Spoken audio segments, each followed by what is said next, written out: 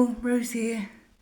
So I'm starting on my next portrait, which is Daisy, and I thought you might like to see how I do it.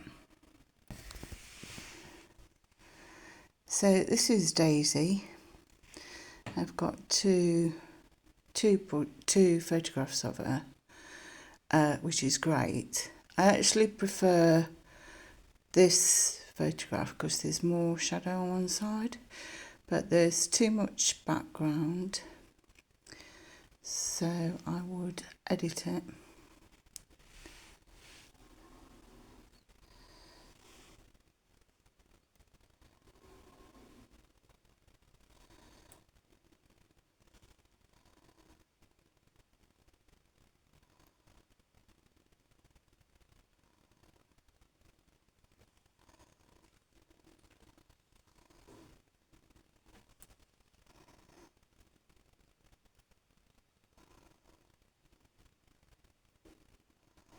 Something like that.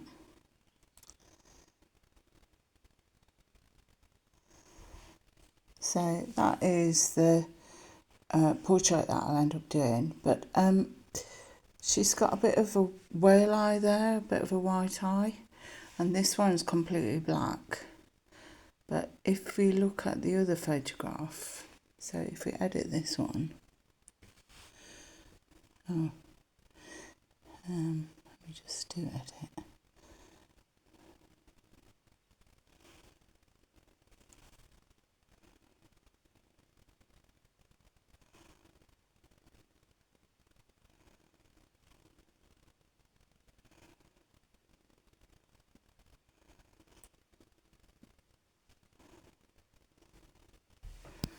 This is also a nice portrait, but it just looks a bit flat because the lighting is even, so I actually prefer the other one.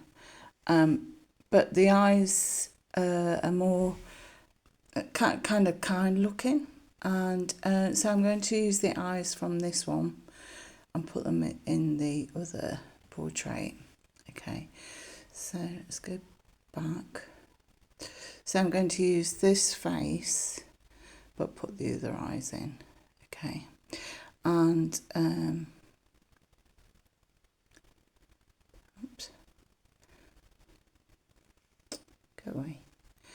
So I start off with monochrome picture image. Go away. So that's the monochrome one of the one I'm going to do. Okay, and you can see there's more shadow on this side, which gives it more three-dimensional feel to it. Otherwise, the other one's a bit flat. And then to make it even more 3D, this bit here, I'm going to the nose, because I want the nose to come forward. I'm going to make sure that the white is whiter and the black is blacker to make that project forward. Okay, so I work from my iPad, and then this is the rough image that I've drawn out. So using this monochrome image, and you can see I don't use like hard outlines, so it's all kind of flexible. If you use a hard black outline and then that line is wrong, you're kind of loath to change it. Whereas if you do it like this, it's all fluid. And what normally happens is as I go along, so I'll plan it out like this and maybe put a bit more of an outline in. What's most important is the spacing of the eyes and the nose and the overall shape of the head.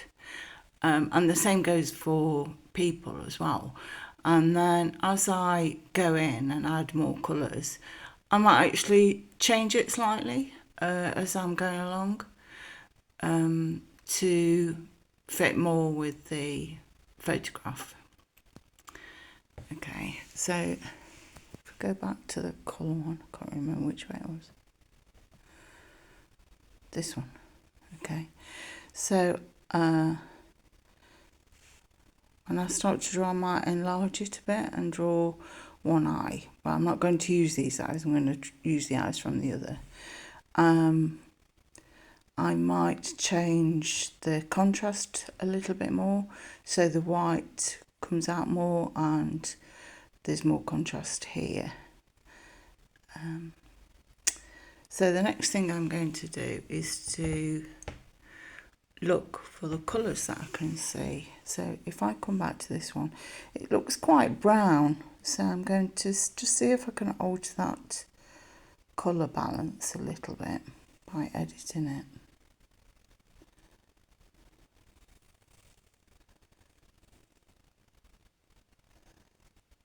Come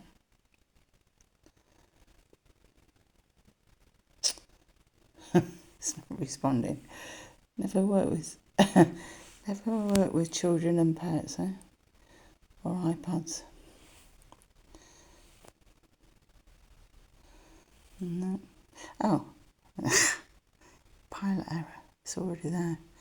So this is the colour saturation. I'm going to look what happens when I change the colour balance. So this is more colour. It's kind of browner. I don't necessarily want that. This is the warmth, so I'm going to put the warmth down. It's made it go greyer.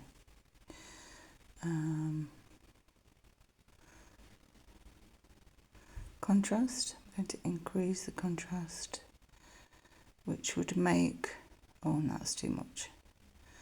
Too much. Too much.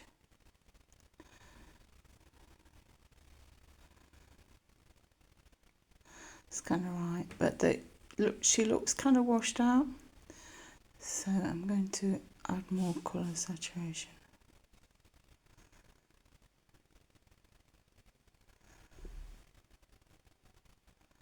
I think that's a bit better. This is how sharp it is. If you do this too much, it tends to pixel it. Okay, can you see it's sharper now? So I'm going to draw from a sharp image and blur these bits that are away. So this is going to be the sharpest and in the most contrast.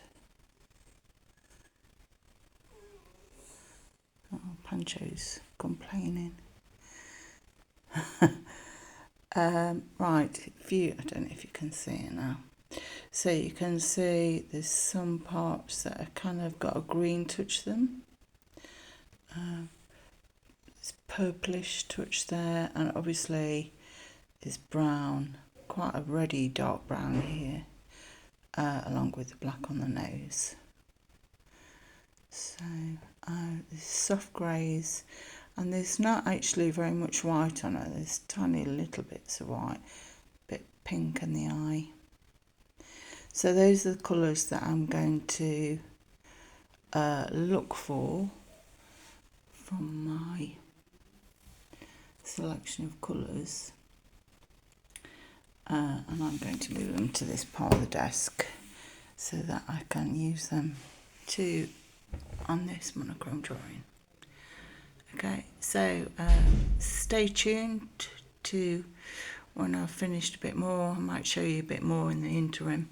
This is not a surprise present for Christmas, otherwise I wouldn't be sharing this on Facebook or YouTube. Okay, thanks for watching. Speak to you soon. Bye.